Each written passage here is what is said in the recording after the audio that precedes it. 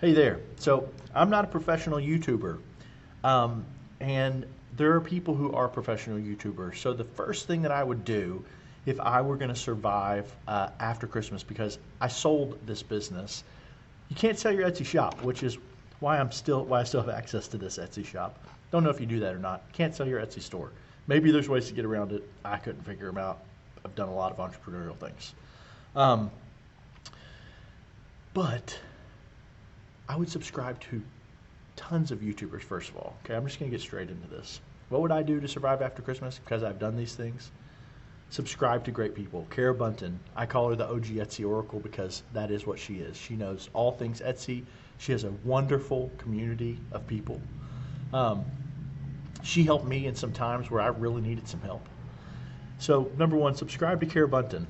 If you haven't heard of her and you've only heard of, Starla Moore, Kate Hayes, Brandon Timothy, the Etsy consultant, Handmade and Beyond, all of these other people who are also great for a lot of things. You should subscribe to all of them. Binge Etsy content. So that's number one, binge Etsy content. Number two, think of and create new products or a new product line. Now, typically for me, I base new products on trends on Etsy. Now, there's tools that'll help you analyze trends on Etsy, such as eRank. There's one called Marmalade. Those tools are great. What I would do is I would look at my competitors and I would explore all the products that they're creating. And instead of using a tool, I would just look at the recency and frequency of their reviews to see. That kind of gives you a good indication of how often are people buying this product. Now, a tool like eRank will actually tell you how often people are buying these products, which is extremely helpful. But just as a exploratory type of thing, look at your competitors, look at the reviews that they're getting.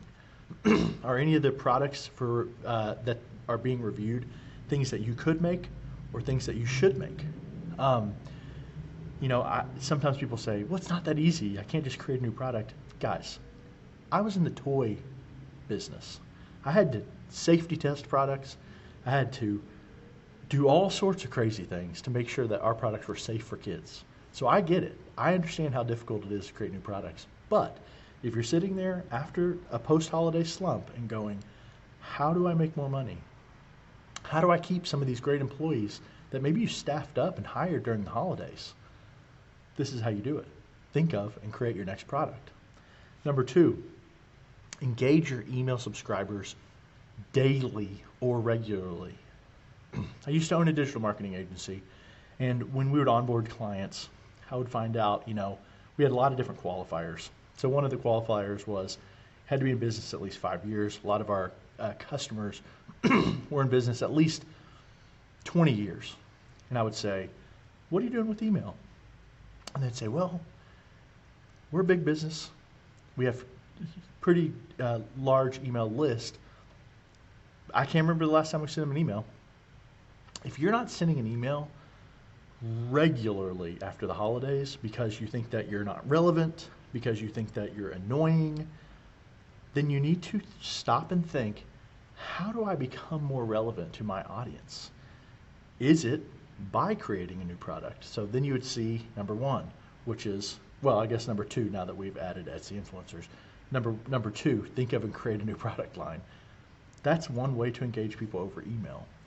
There were years where we would send an email every single day for months so that our sales would be stable. Because when you're employing a staff of 10, 15 people, you have to make sure that you're selling enough to be able to support them, because these are people with families, some of them with young kids. So engage your email list regularly. And if you feel like you're irrelevant or you're annoying, you got to step out of that mindset and figure out how to engage with your audience with something that they're going to care about. Number four, think about how to send more traffic to your website or to your listings. If you're not an expert digital marketer, this is the time to learn about how to be an expert digital marketer. Learn about meta ads, learn about boosting reels on Instagram, which I will tell you is one of the most effective ways to use Instagram right this second. website clicks to your people who look like your visitors. Make sure you're tracking your conversions. Now, if you're thinking, my website's a mess, I could never send traffic there, that is a problem. Your website, you cannot depend on Etsy. I mean, I'm stuck here with this multi-million-dollar store. Can't do anything with it. You need to be optimizing traffic to go to your website, to convert on your website, which is part of what, we have a tool that helps do that with reviews. I'm not here to talk about that today. But optimize and think about how to send more traffic to your website. Number 5, optimize your listings and content. Sometimes people have had the same images, the same descriptions for their listing. They've just, they have a popular listing that's worked for a long time, so they've never duplicated it. They've never, expanded it or thought about new categories that it might apply to. So I actually just created a free tool for Etsy sellers to use, totally free. You do not have to use any of our other software to use this tool, called the IdeaFactory. If you go to sharemystars.com, you create an account, you'll see the IdeaFactory link in the header. It's a tool that allows you to easily generate Etsy titles, tags, and descriptions in the same way that I did for so long. So if you have not begun to optimize your listings for SEO, for visibility, here's the deal. A lot of those listings, we probably had hundreds and hundreds of listings that never generated a single sale. But when Etsy sees that you're generating all these listings, the best description I've heard of this concept is actually by one of the influencers named the Etsy Consultant, about visibility limiting. Okay, so the concept is Etsy wants to see you generate a ton of listings. They're going to give you more visibility because they think that you are trying to be an active participant on the platform. Not every influencer is going to agree with me on that. That's totally okay. I do believe it, and based on my track record of being able to sell, almost $3 million on Etsy, it's not bullshit, essentially. It's not bullcrap. So think about that. Think about optimizing your listings. Think about adding, if you have a product that's doing really well, think about the layout of your store, not putting the same product as each listing, but creating new categories. And within a category, maybe that's 1 or 2 products, but you have 30, 40, 50 listings for those 1 or 2 products that have different hero images, different descriptions, different titles, different tags that you're using to explore different niches within different categories on Etsy. That is something I don't see people do that often, except for the people who are selling high volumes on Etsy. So think about that. Our mission at Share My Stars truly is to just empower small business owners. That's why I created this. I created this video today.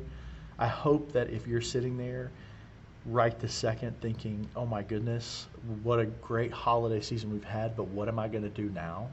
Just know that I have been in your shoes. I know exactly how it feels. It is terrifying. It is not fun. Binge Etsy content creators. Think of new products. Engage your email subscribers. Think about how to send more traffic to your website, and continue creating listings. If you do those things, things are going to turn around. You're going to be okay. Thank you so much for watching, and I hope you have a great day. Merry Christmas.